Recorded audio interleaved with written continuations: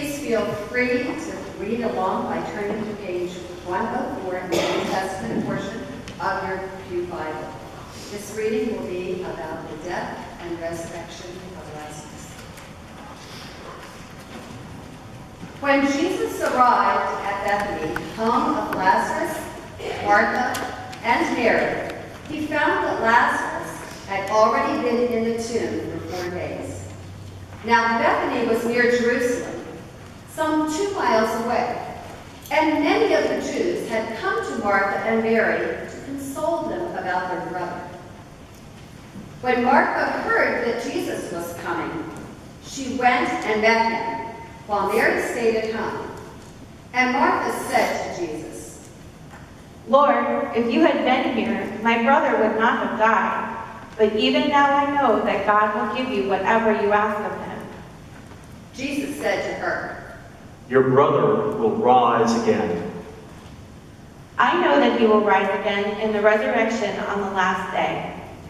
"I am the resurrection and the life. Those who believe in me, even though they die, will live. And everyone who lives and believes in me will never die. Do you believe this?" "Yes, Lord, I believe that you are the Messiah, the Son of God, the one coming into the world." When she said this, she went back and called her sister Mary and told her privately, "The teacher is here and is calling for you." And when Mary heard it, she got up quickly and went to him. Now Jesus had not yet come to the village, but was still at the place where Martha had met him. Those who were with her in the house, consoling her, saw Mary get up quickly and go out. And they followed her because they thought she was going to the tomb to weep there. When Mary came where Jesus was and saw him, she knelt at his feet. "Lord, if you had been here, my brother would not have died." When Jesus saw her weeping, he was greatly disturbed in spirit and deeply moved. "Where have you laid him?" "Lord, come and see." Jesus began to weep. So the crowd said, "See how he loved him?" But some of them said, "Could not he who opened the eyes of the blind man last week have kept this man from dying?" Then Jesus, again greatly disturbed, came to the tomb. It was a cave, and a stone was lying against it. "Take away the stone."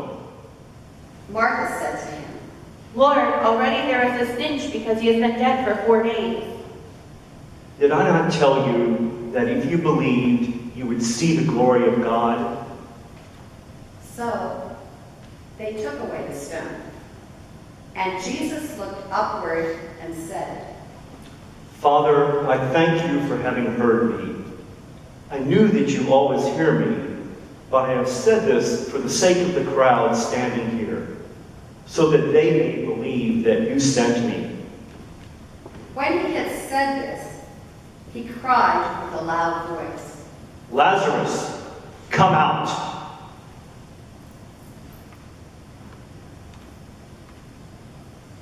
The dead man came out, his hands and feet bound with strips of cloth. "Unbind him and let him go." This ends the morning reading. Thanks be to God.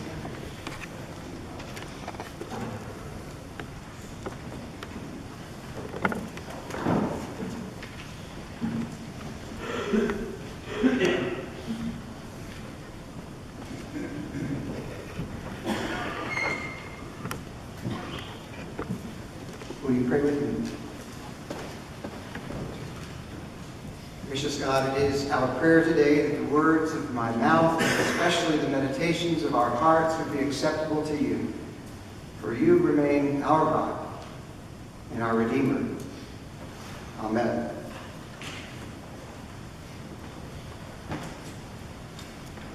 Over the past few weeks during the season of Lent, we've been following the Gospel of John through the season.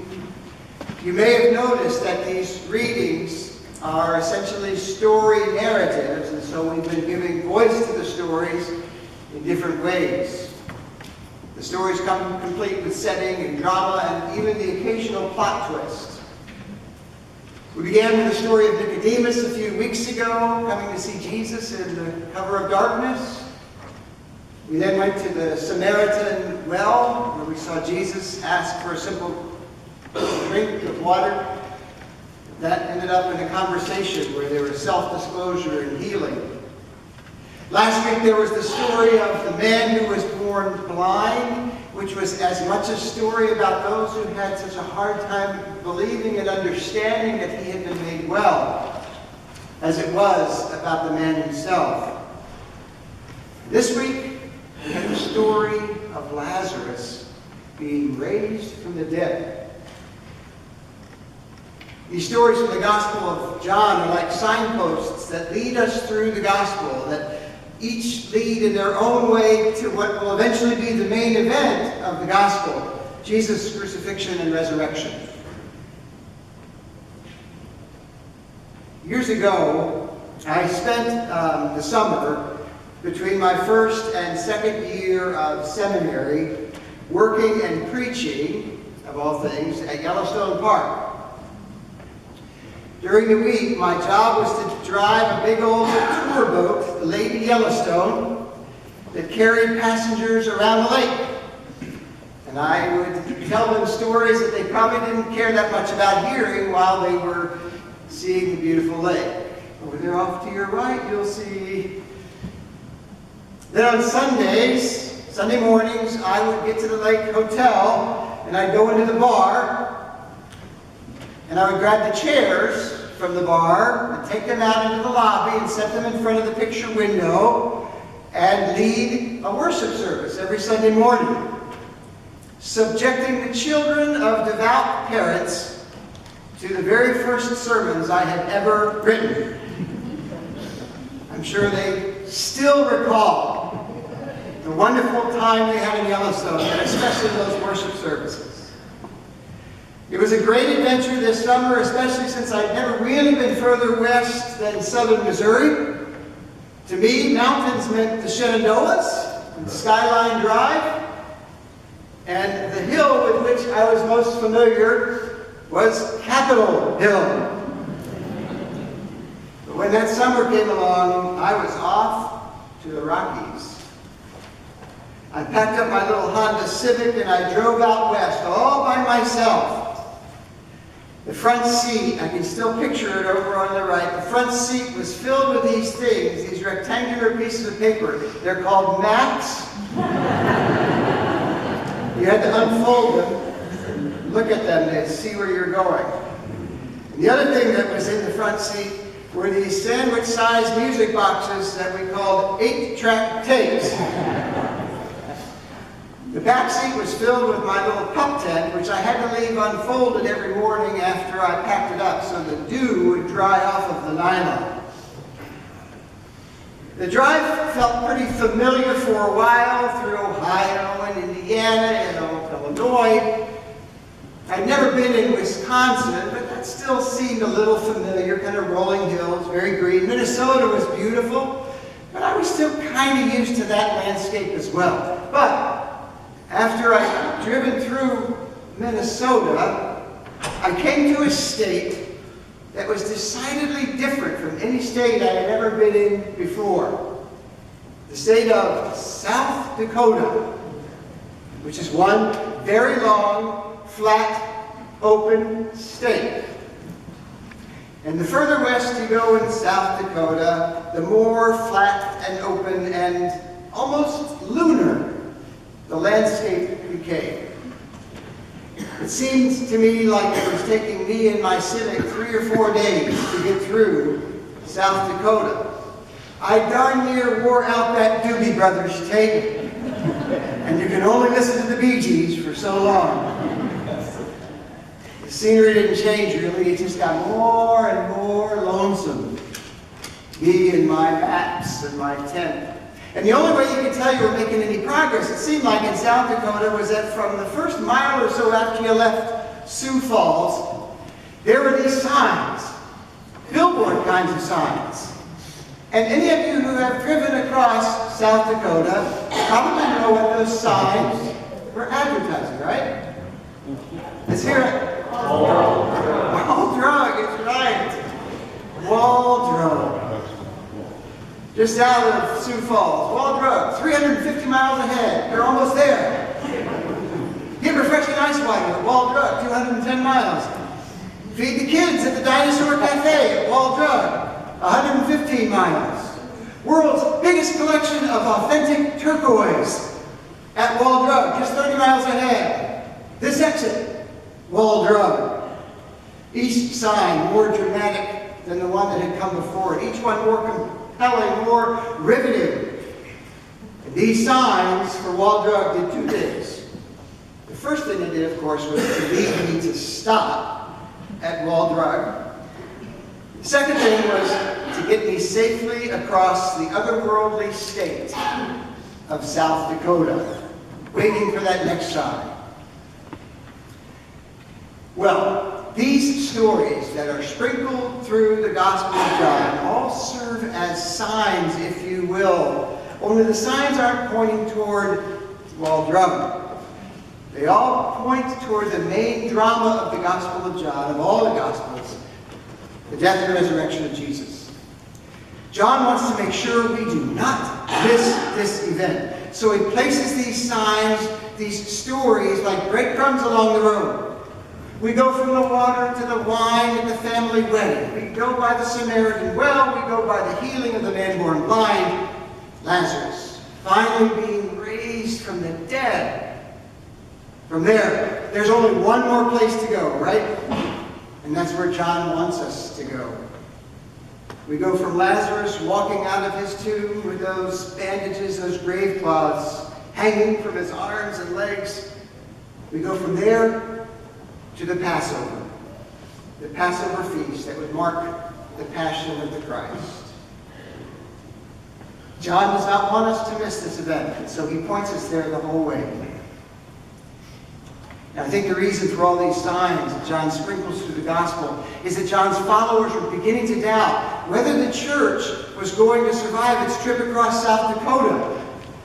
It had been a long time since Jesus' resurrection by the time John was written, and nothing, no evidence of any change. The landscape of their lives had been very stark, almost bitter. No real hint of any progress. John's followers were looking around them and seeing evidence that the church, it might not make it. That it might die out before Jesus came back, like an abandoned Honda Civic along the side of the road. So John writes this gospel, dropping the stories that are each designed to give his readers across the state, to address their doubts and their fears and that feeling that they weren't going to make it. John wants these great stories to carry us all the way home, which is the thunderous, sure and certain belief that God rose from the dead. And that one day, one of these glorious days, God was going to come back. John doesn't want us to miss this point.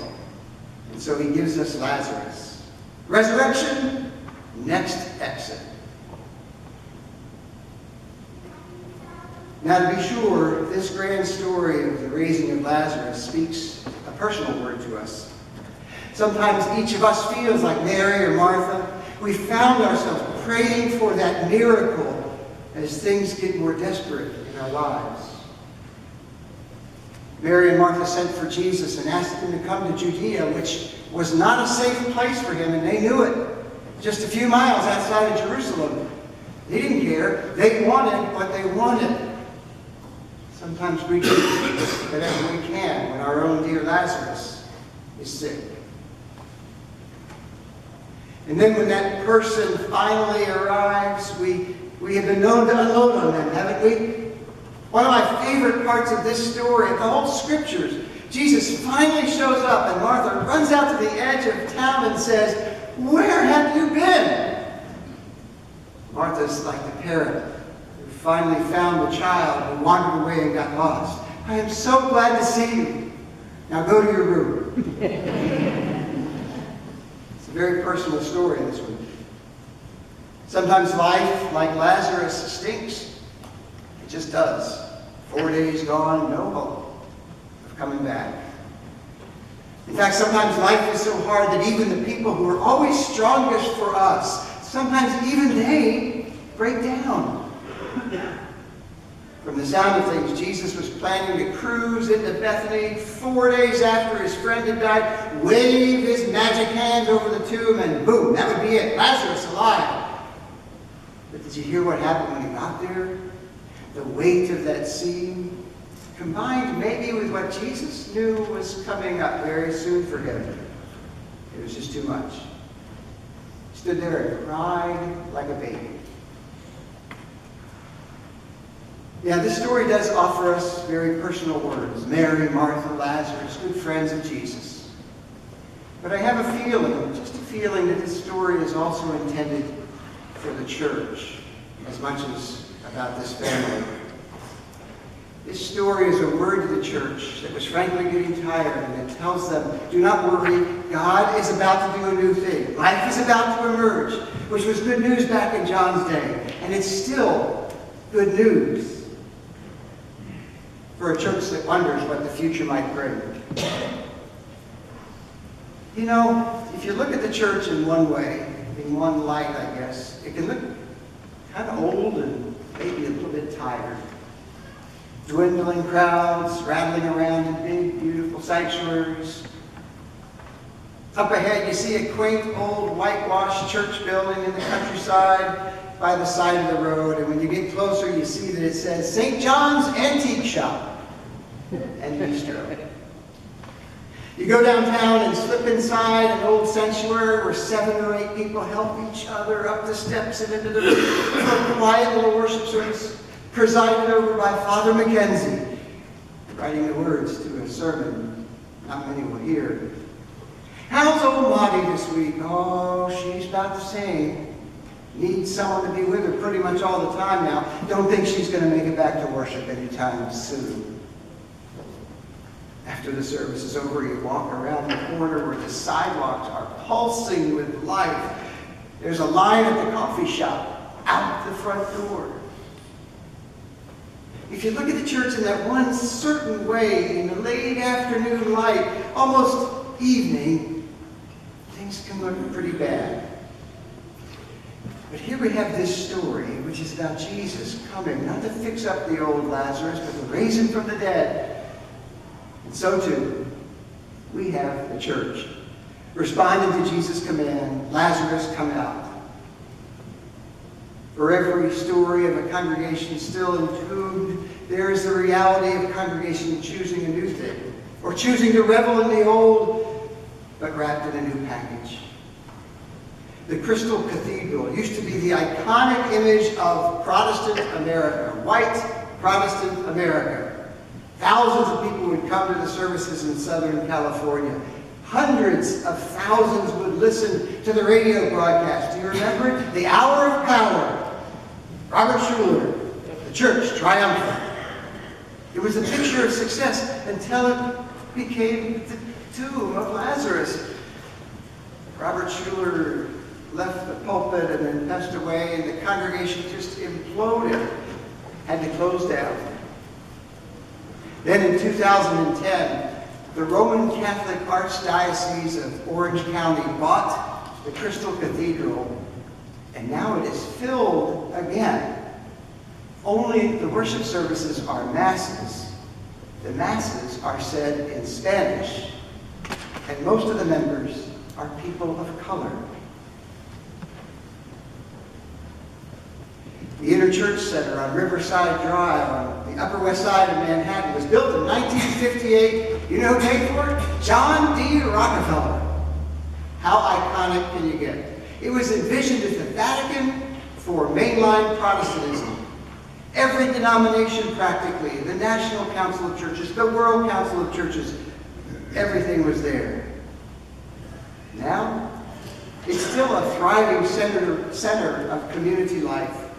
But its list of major tenants includes organizations like this: Americans for Middle East Understanding, Bike Manhattan, the National Council of Jewish Women, and the World Science Festival, along with the United Methodist Board of Global Ministries and the Presbytery of New York City.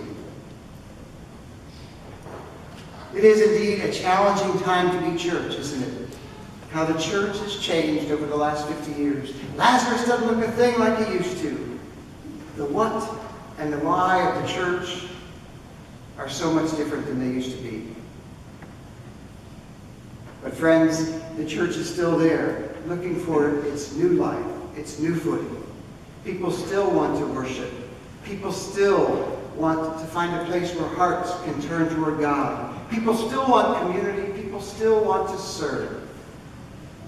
We want those signs that keep us on the road as we make our way across the landscape of our lives and the hint at what might lie ahead.